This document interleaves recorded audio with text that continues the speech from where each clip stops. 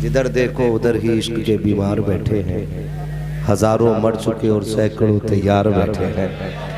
तो ये यकी बात दिख रही है। इंशाल्लाह आप सेहरे देखेंगे भी, भाई नातिक रजा साहब के सर पे सेहरा है। कुछ दिन के बाद इंशाअल्लाह अज़ीज़ इन्हीं के दोस्त मौलाना शुएब साहब की भी सेहरा बंधेगा। हाँ, अल्लाह करे सबके सेहरे बंधे। ठीक है जी।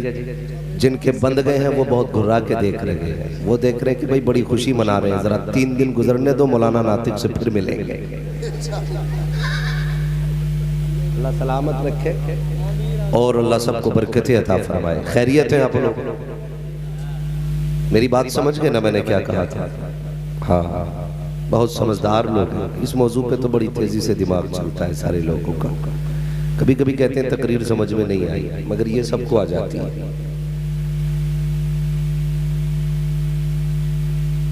ये निकाह का एक दिन है, फिर पूरी जिंदगी इसकी बहार है।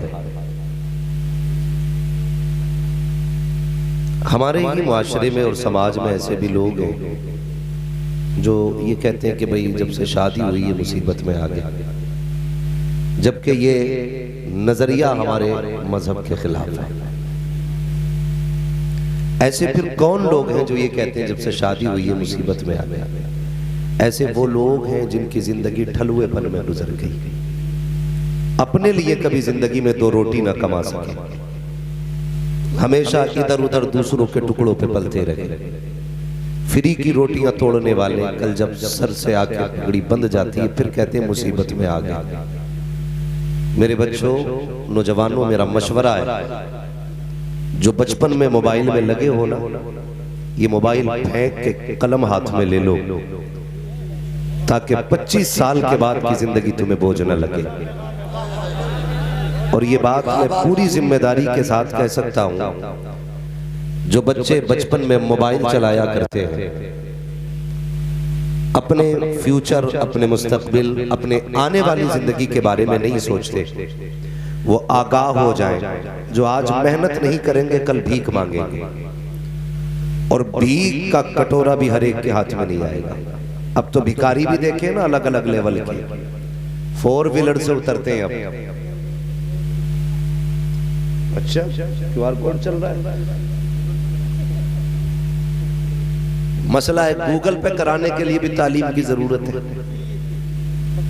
वरना लोग अपने QR कोड पे करके कह देंगे पढ़ गए, भीख भी नहीं ले पाओगे सही से। इसलिए तालीम पे गौर करो। ये माँ बाप जो सख्ती करते हैं ना हम पे, पढ़ ले, मोबाइल रख दे रख दे रख दे, ये दुश्मन नहीं है, ये दोस्त है हमारे। ये चाहते हैं मेरा बेटा आज मुझसे दबके रहे, कल किसी से दबके ना रहे। और जो बचपन में बाप के ऊपर हो जाता है वो पूरी जिंदगी दूसरों से नीचे दबके रहा करता है। इसलिए अगर आप चाहते हो कि शादी के बाद आपको ये कहना ना पड़े मुसीबत हो गई, तो पढ़िए और आगे बढ़िए। और वो माँ बाप जो सिर्फ ये नजरिया रखते हैं कि सिर्फ कुत्ता बिल्ली में पैसा है, मैं चैलेंज करता हूं, किसी IAS IPS की इतनी सैलरी नहीं है जितनी इस लाइन के बाद उलमा की इनकम।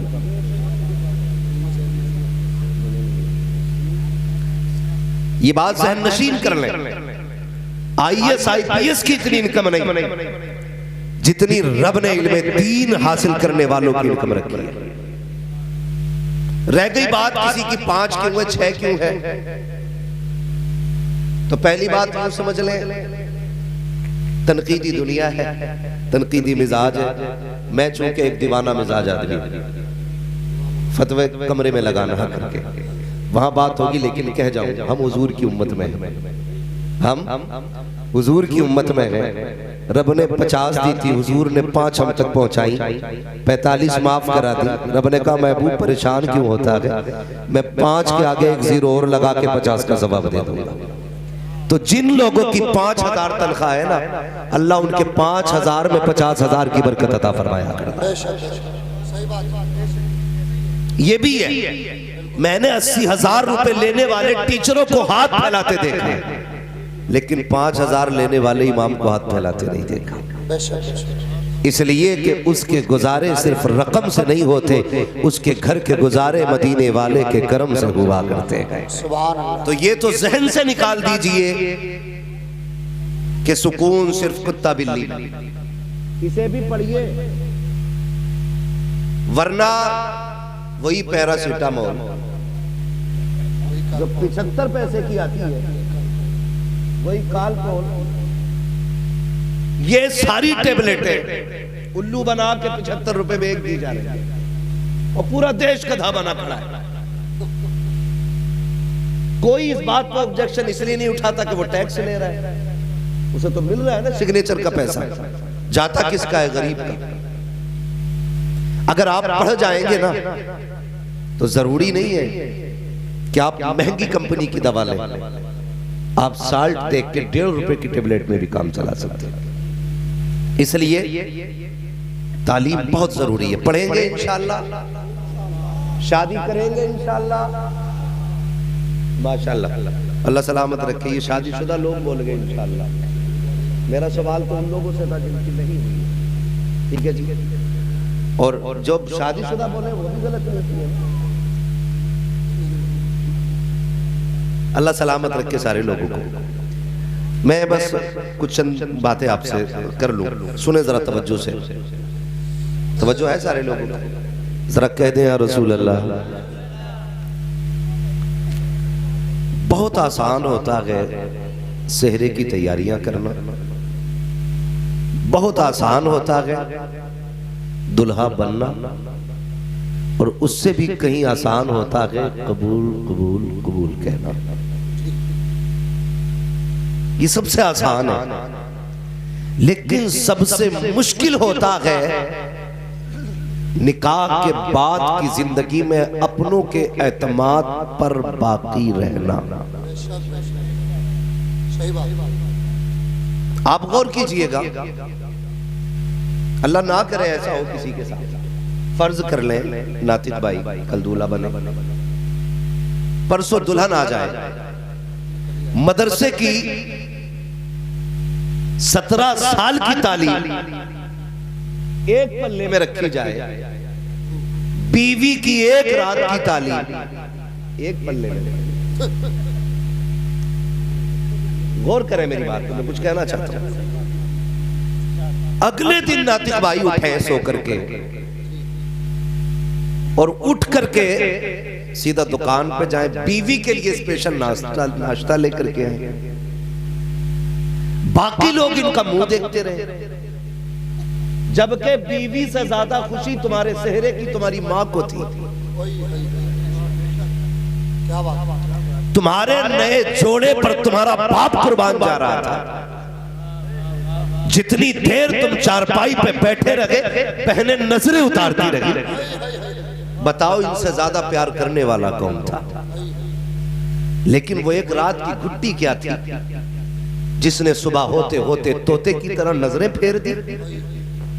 मैं सिर्फ एक बात आपसे कहना चाहता हूं, खुदारा कोशिश ये करना, वो लोग जो तेरे सेहरे से पहले बेहद खुश थे, जिसने तेरे पैदा होने से पहले तेरी पैदाइश की दुआएं मांगी थी, जिसने पैदा होने के बाद तुझे औलाद की तरह पाला था, जिसने जवानी की दहलीज पे कदम रखते रखते तेरी सेहरे की दुआएं मांगी थी, इधर 25 साल का लंबा इंतजार है, जो ये कहता रहा मालिक मेरे बेटे को इतनी जवानी दे, मैं इसके सर पे सेहरा देख सकूं।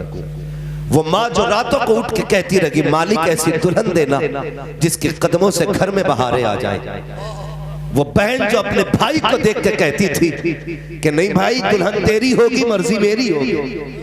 ये हक था उनका, ये चाहत थी उनकी, हो गई है ना, ये चाहत थी उनकी, ये ख्वाहिश थी उनकी। लेकिन हुआ क्या यार, जब तू घर से चला था माँ की आंख में खुशी के आंसू थे, बहन आंचल उठा के दुआ कर रही थी मालिक खैर से वापस लाना। जब तू पलट के आया 8 दिन क्या गुजरे, तेरी जिंदगी की पूरी किताब बदल के रख गई। पूरी किताब बदल गई। जिसने जिंदगी भर तेरे लिए सेहरे की दुआएं मांगी, आज उनसे चेहरा फेर के चलता है। माँ से कहता माँ तेरे लहजे बदल गए। होश में रहना, माँ कभी भी बहू से नहीं लड़ती है। अहले इल्म तवज्जो करें, और आप भी अगर समझ में आए तो बात समझ ले मेरी। मैं जो कहने लगा हूं, कभी भी माँ की लड़ाई किसी बहू से नहीं होती। कोई कह तो अलग बात है कि बहू से मां लड़ी है, लेकिन होती नहीं। मां की लड़ाई हमेशा एक मां से होती है। वो आपकी बीवी से इसलिए गुस्सा होती है, वो ये चाहती है जितना मैं अपने बेटे का ख्याल रखती थी, तू मेरे बेटे का उतना ख्याल क्यों नहीं रखती। इसलिए मां नाराज होती है बहू से। इसलिए नहीं कि तू उसकी शरीक हयात है, इसलिए नहीं कि तू उसके घर में आ गई और पगली तुझे लाने की दुआएं यही मां करती रही। तेरे घर में आने के लिए इसी ने लंबे सजदे किए थे। आज तो इसके लिए बुरी क्यों हो गई, लेकिन इसको कब तकलीफ होती है जब बेटा बिना नाश्ता किए घर से नाराज होकर निकलता है। तब माँ का कलेजा टुकड़े टुकड़े होता है। जब शाम को थक के आता है और तेरी काय में आकर के बिना खाए सो जाया करता है, तब माँ को दुख हुआ करता है। वो भूल सोचती है कि मैं जब मेरा लाल था ये कितना भी नाराज होता था, मैं इसको मनाए बगैर कभी सोया नहीं करती थी। कभी मैंने इसको 25 साल तक बिना खिलाए सोने नहीं दिया था। आज तो इसकी कमाई खा रही है, लेकिन मेरे बेटे को तो लुक में क्यों नहीं दी है। तू तो चैन से सो जाती है, लेकिन एक माँ को रात भर नींद नहीं आया करती है। फिर दौड़ के मौलवी के पास जाती है, तावीज दे दो सांस लड़ रही है, दुआ कर दो सांस लड़ रही है। मत जा किसी मजार के मजाबिर पे, मत जाओ किसी लुटेरे के पास, बस इतना कर लो उसके बेटे की इज्जत कर लो। खुदा की कसम तावीज जितना असर नहीं करेगा जितने बेटे की मुस्कुराहट तेरे घर में खुशियां ले आएगी। सुभान अल्लाह। लेकिन हम वो बेवकूफ कौम है जो असलियत की तरफ जाते ही नहीं, जड़ की तरफ हम नहीं जाते। अल्लाह आपकी शादी जल्दी कराए।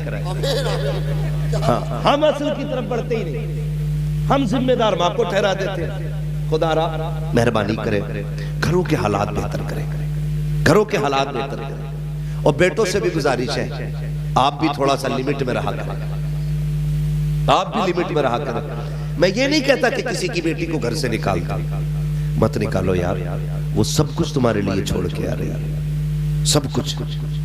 हम सऊदी चले जाते हैं 4 साल के लिए, 2 साल के लिए, तो हमें अपने दोस्तों की कितनी याद आती है। फिर बेटियों का तो अजीब मुकद्दर है, जिंदगी भर के लिए बाप की दहलीज छोड़ देती है, सिर्फ तुम्हारे लिए ना। और तुम यहाँ के उनका कुत्ता बिल्ली बनाओ तो फिर गैरत आनी चाहिए। मैं ये भी नहीं कहता किसी पे सितम करो, और मैं ये भी नहीं कहता माँ बाप को नजरअंदाज करो।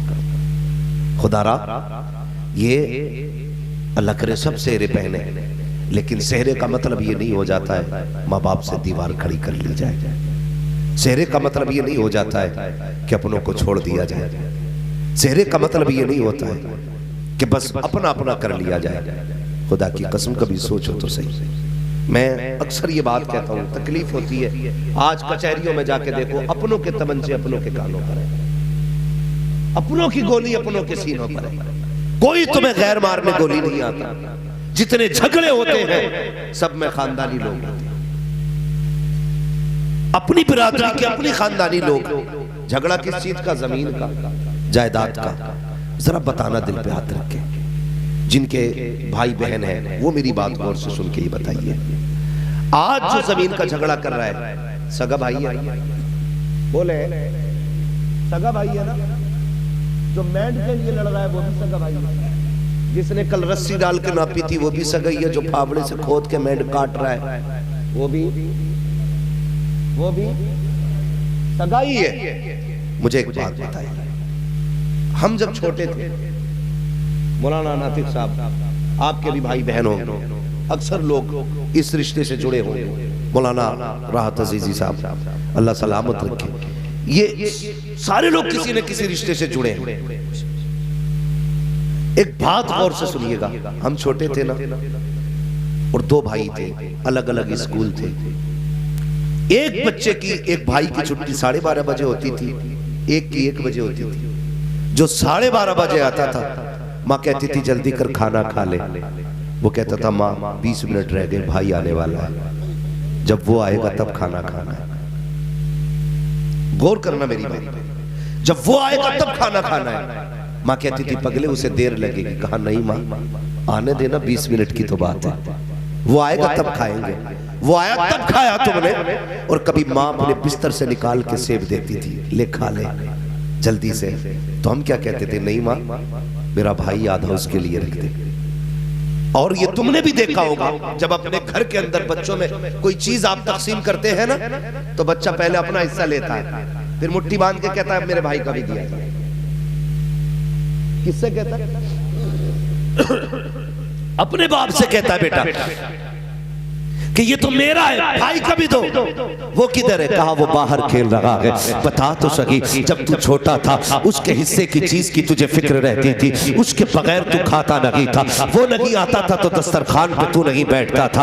आज बता तो सही, दहलीज भी वही है, रिश्ते भी वही है, रगे भी वही है, लहू भी वही है, खानदान भी वही है, चेहरे भी वही है, नाम भी वही है, रिश्ता भी वही है, लेकिन दूरियां क्यों हो गई है? पहले भाई को छोड़ करके तुम एक प्लेट में खाते नहीं थे, आज भाई के सामने तुम एक लुकमा खाने तैयार नहीं होते हो। कितनी दूरियां पैदा हो चुकी है कि बेटे से कहते हो देख के आ, तेरा बाप कौन सी मस्जिद में गया है जुमा पढ़ने? वो कहता किस लिए? अगर जिसमें तेरा चचा जाएगा उसमें मुझे नहीं जाना है। वो गैरत आनी चाहिए। कल इसके बगैर तू खाता नहीं था, इसके बगैर तू खेलता नहीं था, आज इस मस्जिद में ये जाता है उसमें तू नहीं जा रहा है। कभी गौर तो कर, ये दूरियां क्यों आ गई है? मैंने बहुत गौर किया, बहुत सोचा तो इस नतीजे पे पहुंचा। जब हम छोटे थे तो हम पैसे को नहीं जानते थे, दौलत को नहीं समझते थे, लेकिन रिश्तों को समझा करते थे। हम नहीं जानते थे 1 लाख क्या होता है, लेकिन ये जानते हैं भाई क्या होता है। जब हम छोटे थे हमें नहीं पता था ये 3 बीघे जमीन क्या होती है, लेकिन हम जानते थे बहन क्या चीज होती है। जब हम छोटे थे हमें ये नहीं पता था बैंक अकाउंट किधर से खुलता है, लेकिन जब हम छोटे थे ये जानते थे भाई स्कूल से कब आता है, उसके साथ क्या करना है, ये सारी प्लानिंग हमें आती थी। ये दूरियां किस लिए हो गई? जब से पैसे गिनने आ गए दूरियां होनी शुरू हो गई। जब से जमीन की पहचान हो गई दूरियां होनी हो गई शुरू। जब से पैसों की तादाद बढ़ी अपनों के रिश्ते टूट गए। मैं इस नतीजे पे पहुंचा, जब तक दिल के अंदर दौलत लगी थी रिश्ते थे, जब से दौलत आई है दिलों से रिश्ते निकल गए हैं। तुम्हें खुदा का वास्ता किसी भी दौलत को रिश्तों के मुकाबले में मत लाना, इसलिए कि दौलत मेहनत से मिल जाती है, रिश्ते खुदा की कसम नसीबों से मिला करता। नारे तकबीर, नारे रिसालत, नारे हैदरी, मसलके आला हजरत अल्लामा मुफ्ती हम्माद साहिब क़िबला। और एक बात बता दूं, मेरे हुजूर ने फरमाया था सिल मन कता, जो तुझसे जोड़ तोड़े तू उससे जोड़। अगर मौलवी अपने कमीने रिश्तेदार से भी मिलता है ना, कमजोर नहीं है, ये तो झुक गया नबी का फरमान सुन के। हाँ, ये झुक गया हुजूर के फरमान की वजह से। ये हमें करना है। जो तुमसे दूर जा रहा है, लोग कहते हैं तू हमसे 5 कदम हटेगा हम 50 हटेंगे। ये कौन सी तारीफ की बात हुई भाई? तो उससे बड़ा कमीना निकला। तू तो ये कह तू 10 कदम हटेगा मैं 5 कदम और तेरी तरफ बढ़ूंगा। ये है असल इस्लाम। लेकिन हमारी जिंदगी तो हम 6 उम्रे करिए, 3 हज करिए, लेकिन आज तक कमीनापन हमारे अंदर से नहीं। जमीनों के झगड़े आज भी हमारी खेत की करवट में चल रहे हैं। किधर गया तेरा इस्लाम? क्या सीख के आया मदीने से? जब तू हुजूर की जालियों के करीब पहुंचा तो तुझे हुजूर की जिंदगी याद नहीं थी? कहता मैं गया तो दीवाना हो गया तो गुंबद खजरा देख के, और यहां आकर के वही मैंड का झगड़ा। खुदारा जब मदीने जाया करो ना तो ये भी सोचा करो ये वो महबूब लेटा है जिसने अपने कातिलों को भी माफ किया था। भूल गए हम लोग? फतह मक्का का दिन था जब सब कांप रहे थे और सब ये सोच रहे थे आज बचने का कोई मौका ही नहीं है। हुजूर ने फरमाया था मुझसे क्या उम्मीद रखते हो? तो कहा था आप करीब इब्ने करीब हैं। तो मेरे हुजूर ने क्या कहा था? फरमाया जाओ आज मैंने सबको आजाद कर दिया है। ये इस्लाम है हमारा, ये दीन है हमारा। लेकिन हमने क्या किया? पढ़े अपने नबी की तारीख को, देखें उनकी जिंदगी को। 6 उम्रे कर लेना काफी नहीं। 5 हज कर लेना काफी नहीं। खुदा की कसम उनकी मोहब्बत में जिंदगी हिंदुस्तान में गुजार दे, मदीने की तमन्ना लेके मर जा, जब कयामत में आंख खुलेगी तो मदीना शरीफ की जमीन नजर आएगी। हाँ, कमाल ये नहीं है उधर उड़ के जाया जाए, कमाल ये है कि यहां मदीना बनाया जाए, अपने दिलों को मदीना बनाइए। बहुत खुशियां मनाता है, बेटे की पैदाइश में बाप को खुशी है। खुदारा मेहरबानी करें, टूटने वाले रिश्तों को जोड़ने की कोशिश करेंगे इंशाअल्लाह। सारे बोले इंशाअल्लाह। तो कभी भी दौलत और रिश्तों को तोलना मत। दौलत जाएगी फिर आएगी, फिर जाएगी फिर आएगी, ये कभी किसी की नहीं हुई, ये कभी किसी की नहीं हुई। और भाई मैं एक बात कहता हूं, मुझसे कई बार लोगों ने कहा तू कैसा मौलवी है यार, गांव में घर बनाया तूने, तुझे तो शहर में आ जाना चाहिए था। मैंने कहा मैंने इतनी तरक्की नहीं की अभी कि मैं शहर तक आ जाऊं। कहा क्यों? बोले यार गांव के अंदर लोग दुश्मन भी होते हैं, हासिद भी होते हैं। तो मैंने एक बात कही थी, मैंने कहा अगर गांव के लोग लठ एक साथ फेरते हैं ना तो जनाजा भी एक साथ उठाया करते हैं। जहां मारने वाले नहीं होते वहां जनाजा उठाने वाले भी नहीं रहते। तो ये नाराजगी अभी एक खूबसूरती है, लेकिन सबसे बड़ी खूबसूरती यह है कि फिर माफ कर लिया जाए, फिर माफ कर लिया जाए। ये सबसे बड़ी खूबसूरती है। रिश्तों को निभाया जाए, रिश्तों का भरम रखा जाए। और बस आपसे एक बात और कह जाऊं, मैंने एक बेटे की बात की थी, जब भाई भाई थे तो इतनी मोहब्बत थी। आज मूंछ का झगड़ा हो जाता है, मूंछ का कि मुझे नहीं जाना। क्यों नहीं जाना? कहा वो मेरा जो समधी है ना उसने मुझे ऐसे बोला है। इतनी सी बात पे 10-10 साल बीत जाते हैं, बाप बेटी के घर नहीं जाता, बाप बेटी के घर नहीं जाता। फोन आते बेटियों के, कोई तावीज होगा, मेरा भाई आ जाए, मेरा बाप आ जाए। खुदा की कसम एक बकरा पाल लो ना बकरा ईद के लिए 2 साल या 1 साल बकरा पाल लो तो कुर्बानी के वक्त उसे देख के रोना आता है। कई वीडियोस बकरा ईद पे ऐसी वायरल की गई कि जानवर रो रहे थे अपने मालिक से लिपट कर। यार अगर जानवर को मालिक की इतनी पहचान है तो फिर बेटी को बाप से कितना प्यार होता होगा। हमने उसके अरमानों का गला घोट दिया सिर्फ अपनी अना की खातिर, अपनी मूंछ की खातिर कि मैं समधी के सामने नीचा नहीं होना चाहता। भाइयों से पीले मेरी, खुदा की कसम बहन जैसी बेटी कहां से लाओगे?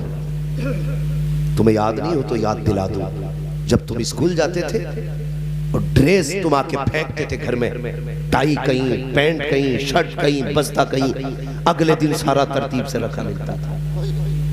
ये रखने वाला कौन था? बहन थी। हर दिन तेरी ड्रेस को धुल के प्रेस करके रखने वाली कौन थी? बहन थी। तेरे उठने से पहले तेरा नाश्ता तैयार करना, तेरा टिफिन बांधना, ये किसने किया? बोलो, बहन ने किया। आज कहते हो मुझे नहीं जाना उसके दरवाजे पे, शर्म कर। भूल गया तू जब तू ड्रेस पहन के चला था, कीचड़ में तेरा पैर लगा, जूते पे छींट आ गई, तूने मुड़ के कहा था उफ जूता सन गया। तेरी बहन ने इतना सुना दौड़ के आई, क्या बात है? कहीं स्कूल को लेट हो रहा हूँ, जूता सन चुका है। बहन ने कहा फिर परेशान क्यों होता है? उसने कहा जल्दी कपड़ा ला साफ कर। बहन ने तेरे स्कूल का टाइम बचाने के लिए अपने सर की चादर उतार के तेरा जूता साफ किया था। भूल गया उस एहसान को? भूल गया उस एहसान को बहन के? खुदारा इनका एहसान माना करो और इनसे नाराज ना हुआ करो। अगर ये रूठ भी जाया करे तो इन्हें मनाया करो, आगे बढ़ के इनके पास जाके बैठा करो। अगर ये चेहरे भी फेर लिया करे तब भी इन्हें मनाया करो। अगर बहन बदबख्त और कमीनी क्यों ना हो, तू अपना हक अदा कर। अगर तू बहन को राजी करने के लिए कोशिश करेगा, खुदा की कसम मरने में देर लगेगी, तुझे जन्नती होने में देर नहीं लग सकती। कोशिश करो रिश्ते निभाने की। हमारे घर के दामादों को जहेज की तो फिक्र होती है, लेकिन रिश्तों की फिक्र नहीं होती। उसे ये तो पता है जहेज में क्या आया था, क्या रह गया, लेकिन उसे ये नहीं पता है अभी तक कि इसके भी कुछ हुकूक है, इसके भी कुछ हक है। हम फिर आपसे एक बात कहना चाहेंगे, अगर आप चाहते हो अल्लाह आपकी बेटी को इज्जत दे तो आप दूसरे की बेटी को इज्जत दिया करो। आप दूसरे की बेटी को इज्जत दोगे, अल्लाह आपकी बेटी को इज्जत अता फरमाएगा। समझ रहे मेरी बात? इसलिए कोशिश करें कि आप दूसरे की बेटी को इज्जत दिया करो। और अल्लाह ने इन रिश्तों में बरकत रखी है। मेहमान जब आते हैं ना, एक तो खाते हैं अपने नसीब का, और जब जाते हैं तो तुम्हारे घर में बरकत छोड़ जाया करते हैं। बेटियां शादी के बाद मेहमान बन जाती हैं, उन्हें देख के चेहरे ना बिगाड़ा करो। और कुछ दामाद खड़ूस टाइप के, मैं तो भाई इससे सख्त जुमला अगर मुझे आता मैं बोलता, ऐसे लोग भी हैं कि पूरा दिन मौज करेगा, लेकिन अगर बीवी चुपके से कहती सुनो जी मेरा बाप आने वाला है कुछ ले आओ, तो अब औकात दिखानी शुरू करता है। अरे हराम की खाने के लिए कमा के रख दिया था, ला के रख दिया था। शर्म किया कर यार, शर्म किया कर, दिल टूट जाता है उसका। वो तुमसे कभी कीमत उसने नहीं मांगी, कीमत नहीं मांगी उसने। 50,000 मेहर दे के सोचते हो हमने जड़ खरीद गुलाम बना ली। 11,000 में सोचते हो तुमने उसकी नस्ल खरीद ली है। एहसान मानो उसका यार, एहसान मानो।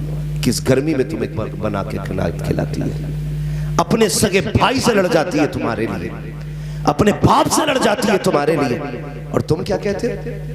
तुम क्या कहते हो कि तेरे बाप ने कमा के रख दिया, हराम का है। जब तू यारों पे खर्च करता तब तुझे पैसे की कदर मालूम नहीं होती, जब रिश्तेदारों पे खर्च करने की बात आती है तब कलेजे फटा करते हैं। याद रखिएगा, जो रिश्तेदारों पे खर्च करने से बचता है, अपने ऐसा करीबा पे खर्च करने से बचता है, रिश्तेदारों को खिलाने से बचता है, उसके घर में रहमत रही नहुसत आया करती है। अगर चाहते हो घर में बरकत आए, रिश्तेदारों को मुस्कुरा के खिलाया करो, खुदा की रहमतें मुस्कुरा के आया। मैं तो नातिक साहब से उम्मीद करता हूं, ये तो आलिम दीन है, इनसे तो ये उम्मीद नहीं की जा सकती कि कोई ऐसा जाहिलाना काम जो हमारे समाज में होता है हमारी कौम के लोग करेंगे, हमारी जमात के लोग करेंगे। मगर आपसे इतनी गुजारिश है, आप रिश्ते निभाने की कोशिश कीजिएगा, रिश्ते निभाने की कोशिश कीजिएगा। दीनदार लाइए तलाश करके बेटियां अपने घरों में, इसलिए कि जब औरत पारसा होती है तो फिर नस्ल भी पारसा होती है। तुम्हारे बच्चों के सुधरने बिगड़ने के जिम्मेदार सिर्फ मौलाना लोग नहीं है, ये भी सुन लो कान खोल के, समझ रहे मेरी बात? आपके बच्चे अगर बिगड़ते हैं तो इसके जिम्मेदार मौलाना लोग नहीं है। दो पानी बहुत कीमती होते हैं, एक वो जिसे ट्यूबवेल का पानी कहते हैं, उससे फसल पाली जाती है, एक वो जिसे रातों को उठ के सजदे पे आंसुओं के जरिए बहाया जाए, उससे नस्लें पाली जाती हैं। जब तक माँ बाप उठ के औलाद के लिए मुसल्ले पे दुआएं करते थे ना, तब तक नस्लें अच्छी होती थी। जब से इन्होंने उठना छोड़ दिया, फिर नस्लों ने सुधरना छोड़ दिया। आदी बने इस चीज के, मौलवी अपना काम करेगा, आप अपना काम करो। आप उठे कभी बच्चों के लिए? कभी नहीं। खुदारा नस्लें ऐसे नहीं संवरा करती है, नस्लों के लिए माँ बाप को भी मेहनत करनी पड़ती है। अगर माँ बाप अच्छे होते हैं तो नस्लें अच्छी होती हैं, जमीन अच्छी होती है तो फसलें अच्छी होती हैं। इसलिए कोशिश करें माँ बाप अपनी जिम्मेदारियां निभाएं और बच्चों के लिए माँ बाप भी दुआएं किया करें। करेंगे इंशाअल्लाह, आदी बनेंगे इंशाअल्लाह, बोलो इंशाअल्लाह। हाँ, ये कोशिश की जाए कि हम अपनी नस्लों को एक अच्छी राह दिखाएंगे, एक अच्छे रास्ते पर चलाएंगे। माएँ भी बड़ी एक्सपर्ट है, बच्चा जरा सा गड़बड़ करे मोबाइल दे दिया, ले चला। 6 महीने का था तब से मुट्ठी में मोबाइल है, अब कह रही है छोड़ ही ना रहे। सुनो भाई, आप भी बड़े सीधे लोग हो, मुझसे कह रहे आप कोई ताबीर दे दो, हमारी मियां बीवी की नहीं बन रही। तो मैंने कहा जिसके पास आया अगर उसकी बनती होती तो अरे भाई, हम उससे सितारे मिलवाने जा रहे हैं जिसके खुद 40 साल से नहीं मिले।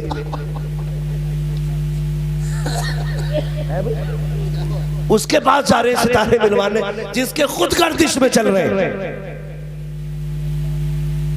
जिसके खुद गर्दिश में चल रहे हैं। अगर सितारे मिलाने हैं ना तो फिर मुसल्ले बिछाया कर, और रब को आवाज दिया करो, मालिक सुकून दे दे।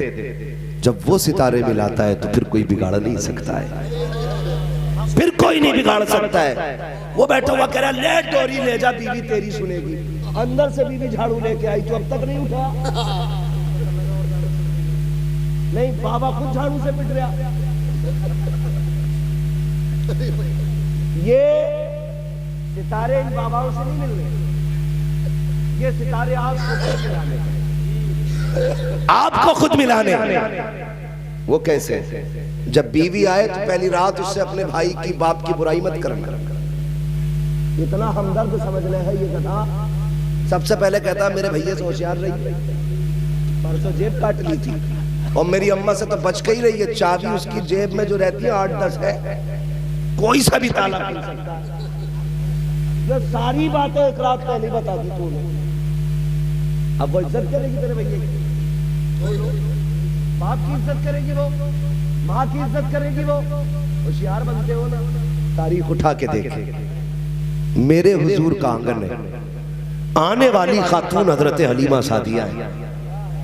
जैसी आई घर के अंदर, हजरत खदीजतुल कुबरा उठ के खड़ी हो गई। जितनी देर घर में रही, हजरत खदीजा बैठी नहीं। महबूब अलैहिस्सलाम ने फरमाया खदीजा ये बताओ, जब तक हलीमा सादिया यहाँ रही मेरी अम्मी, आप बैठी क्यों नहीं? कहने लगी महबूब इसलिए नहीं बैठी कहीं उनके हुक्म की तामील में ताखीर ना हो जाए। क्या बोले? कहीं उनके हुक्म की तामील में देर ना हो जाए, इसलिए बैठी नहीं थी। क्योंकि उम्मुल मोमिनीन ये कहने लगे मैंने पूरी जिंदगी महबूब को अपनी माओ का इज्जत से तज़किरा करते सुना था। अगर तुम बीवी के सामने माँ का इज्जत से तज़किरा करोगे, उसकी हिम्मत नहीं है वो कह सके मेरा बच्चा नहीं खिलाया। लेकिन हम क्या करते हैं? मैं ये वो बातें बता के जा रहा हूँ, ना कॉलेज ना स्कूल ना किताबें कहीं नहीं मिलने वाली। ये बातें सिर्फ उलमा की महफिल में आपको मिलेंगी। आप कॉलेज और स्कूल के जरिए इंजन सवार सकते हैं, चाहे वो टेम्पू का हो या हवाई जहाज का हो, लेकिन मुस्तफा के मदरसे के जरिए जिंदगी सवार सकते हैं। समझ रहे मेरी बात जो मैं कहना चाह रहा हूं? ये औरतों तक तो बात नहीं जा रही होगी। चालाक लोग आवाज वहां तक पहुंचा दी, अब क्या बताऊं तुम्हें, लेकिन फिर भी सुन लो। हम उनके माँ बाप की भी इज्जत करें और अपने माँ बाप की भी इज्जत करें। इसमें घर बेहतर चलेगा, इसमें घर बेहतर चलेगा। यही कोशिश मत करना मैं बैठूं तो वो जूते उतारे, वो मोजे खुद अपने हाथ से उतारे। तुम उसकी खुशियों का ख्याल करो, वो आपकी खुशियों का ख्याल करेगी। ऐसे घर बेहतर चलते हैं। कितनी बातें मैंने इसलिए भी बता दी मौलाना नातिक रज़ा तक पहुंच जाए, ताकि आने वाली जिंदगी और भी खुशहाल हो जाए। मैं जानता हूं आलिम भी है, फाजिल भी है, लेकिन याद रखिएगा सारे इल्म किताबों से नहीं, कुछ तजर्बों से भी आया है ना। अक्सर बातें तजर्बों से मालूम होती हैं। इसलिए हम ये चाहते हैं कि घरों के हालात बेहतर हों तो रिश्तों को बेहतर करें, उनके ही घर वालों की इज्जत आप करें। अपनी बीवी से पहली रात में सबकी बुराई नहीं करनी है। करेंगे? बोलो करेंगे? डर क्यों रहे हो भाई? ये कैमरा तुम्हारी तरफ नहीं है, ये कैमरा तुम्हारी तरफ नहीं है। बोले करेंगे इंशाल्लाह। नहीं करेंगे ना? हाँ, कभी भी बुराई ना कीजिएगा। बस एक बात समझा देना अपनी बीवी को, मेरे माँ बाप मेरी जन्नत है और मैं तेरी जन्नत हूं। अगर तुझे मेरी अपनी जन्नत बचानी है तो मेरी जन्नत भी बचा के रखनी होगी। सीधी बात है। और हुजूर ने इरशाद फरमाया तेरे 3 बाप हैं। कितने? कितने? जोर से बोलो। एक को अब्बा कहते हुए तो मुंह पूछता है, ये 3 बता के जा रहा है, लेकिन इसमें एक अब्बा वो है जिसे बहुत जोर से अब्बा कहते हैं। हुजूर ने फरमाया तुम्हारे 3 बाप हैं। एक वो जिसने तुम्हें जन्म दिया, एक वो जिसने तुम्हें तालीम दी, और एक वो जिसने तुम्हें बेटी दे दी। इन तीनों का एहतराम करना। और आज इन तीनों की सबसे ज्यादा बेकदरी सबसे बड़ी बेकदरी जो है ना आज उस्ताद की है। पीर को भी साल में 2 बार मुसाफा मिल जाता, उस्ताद को तो एक ही बार 500 रुपए मिलते हैं दस्तारबंदी, और एक जालजट का कपड़ा। अरे जालजट के ही में अच्छा सूट ही नहीं देते हो, बस इतना। तो इन तीनों की इज्जत करनी है, इन तीनों की इज्जत करेंगे इंशाअल्लाह घर खुशहाल रहेगा। बोले इंशाअल्लाह। अल्लाह ताला नातिक भाई की जिंदगी में बेपनाह बरकत अता फरमाए। और ये एक आलिमाना शान थी, कितना अजीम प्रोग्राम रखा गया, नात खानी हुई, हुजूर की बातें हुई, तज़किरे हुए। इंशाअल्लाह कल देखना दूल्हा भी बनेंगे, और इंशाअल्लाह इनकी शादी के मौके पे सारे लोग दुआएं मांग लेना जिनकी नहीं हो रही है। अल्लाह इस आलिम की शादी के सदक़े में हमारी करा दे। जब तालिब इल्म कब्रिस्तान से गुजर जाए अल्लाह अज़ाब उठा लेता है, अगर इसकी शादी में चले जाओ तो सदक़े में 2-4 तो करा ही देगा। मोमिन से तो अच्छी उम्मीद रखनी चाहिए ना। अल्लाह ताला सबके घरों में बरकत अता फरमाए, सबको दोनों जहान की नेमतें अता फरमाए। हो जाएगी। देखो कल बारात में जानी, ऐसा ना लोग आधे बगैर नहाए जाए बारात में, बड़ा मसला हो जाता है। दो चीजें आपकी हो रही है, हम कर चुके।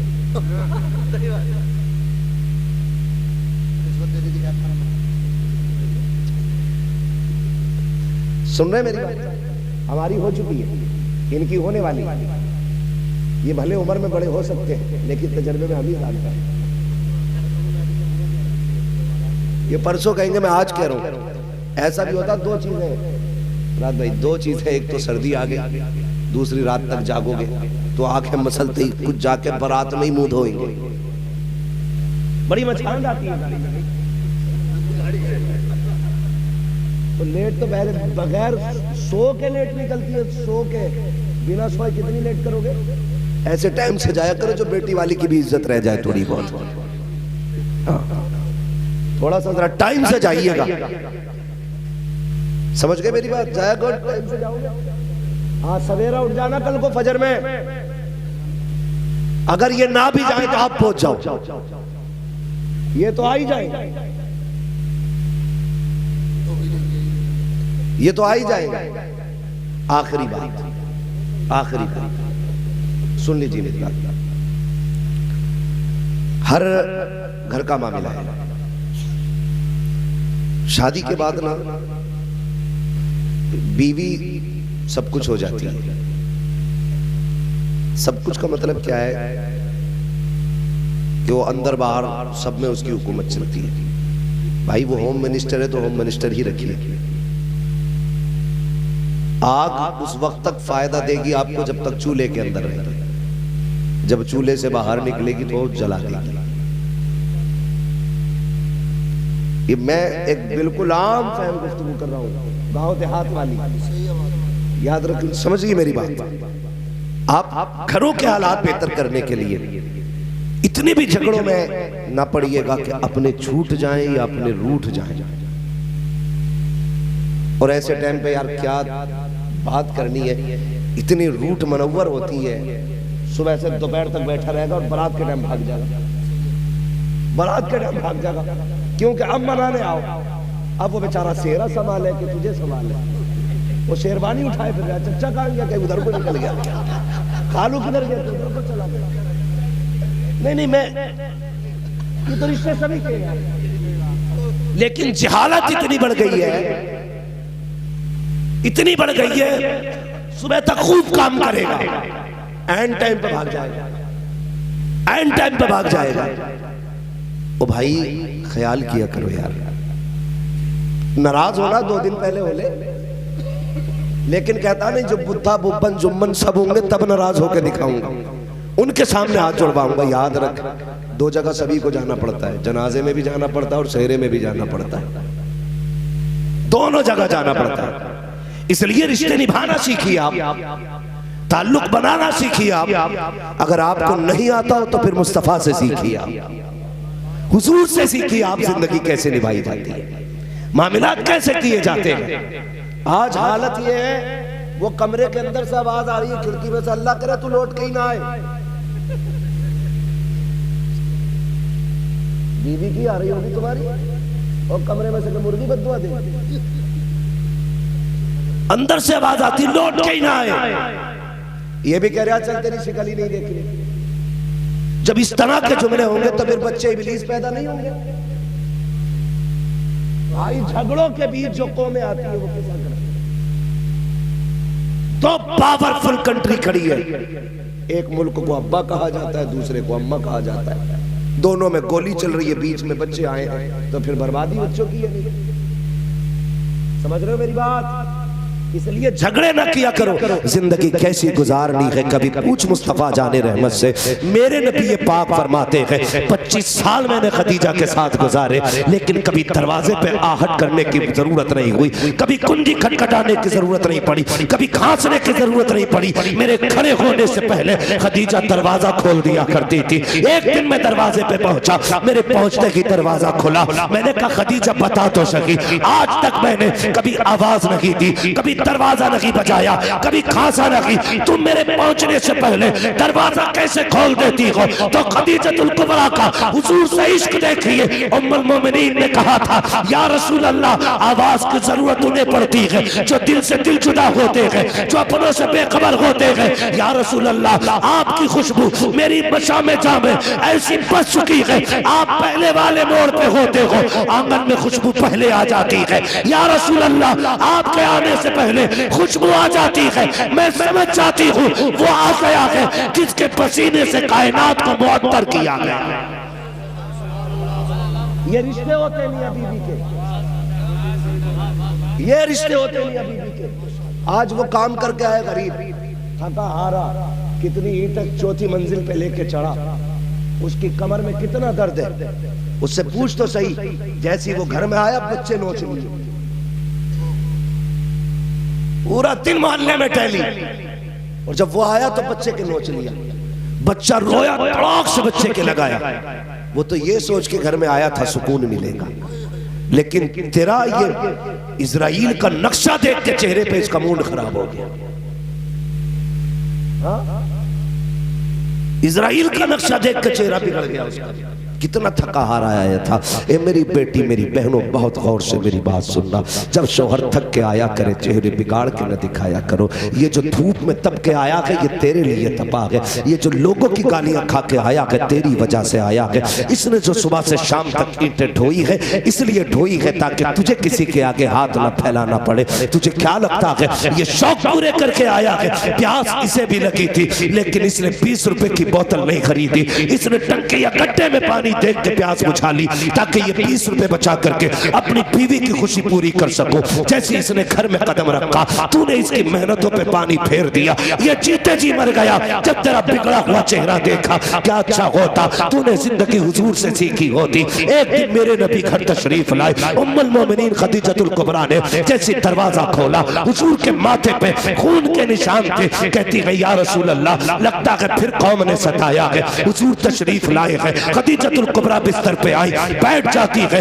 एक पैर फैला है, दूसरा खड़ा है। सरकार बैठे हुए हैं। महबूब अलैहिस्सलाम के चेहरे पे देखा, कमजोरी के निशानात है, कमजोरी के आसार है, नकागत के आसार देखे बेकरार हो जाती है। महबूब लगता है सुबह से कुछ नहीं खाया। ये कहने के बाद आपने अपने पैर के पास से एक खजूर का प्याला उठाया, और उठाने के बाद एक खजूर उठाई, उसमें से महबूब के चेहरे की तरफ की। आका करीम ने कहा था खदीजा ठहर तो सही, ये बताओ बच्चियां कहाँ है? जब देखा मेरे नबी ने बच्चियां कहाँ है, खदीजतुल कुबरा ने कहा ये सो गई है। देखा बेटियों के चेहरे पे आंसुओं की वजह से लकीर बनी हुई है। कहते हैं आका, लगता है खदीजा मेरी बेटी रोते रोते सो गई है। जी या रसूल अल्लाह, भूख लगी थी बच्चों को, कुछ था भी नहीं, इसलिए रोते रोते सो गई। मेरे नबी की आंख में आंसू आ गए। खदीजा ये खजूर मेरी बेटियों को क्यों नहीं खिलाई? उठा के इनको खिला दिया होता। अब रिश्ता देखनी है बीवी का। हजरत खदीजतुल कुबरा कहती है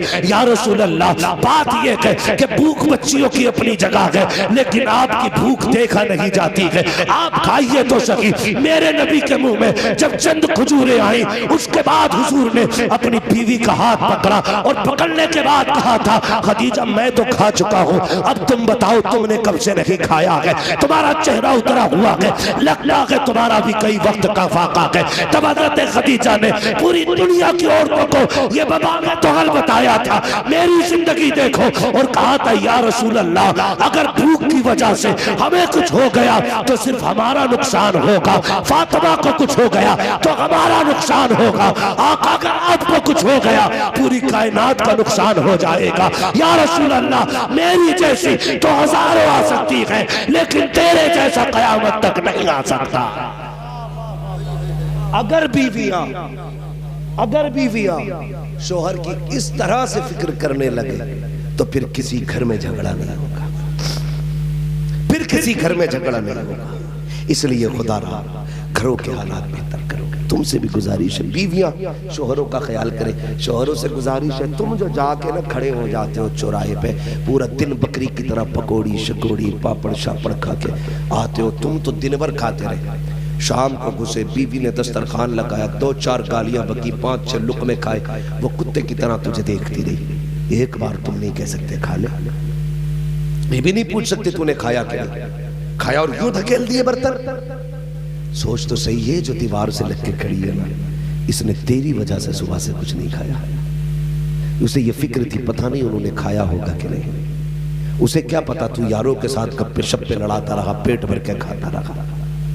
तेरा फर्ज बनता था दस्तरखान पे बैठ के एक बार बीवी से तू पूछता तूने खाया कि नहीं। वो ना भी खाती उसका कलेजा चौड़ा हो जाता, वो तेरे कदमों की खाक बन जाती, बिछा देती अपने को तेरे कदमों में।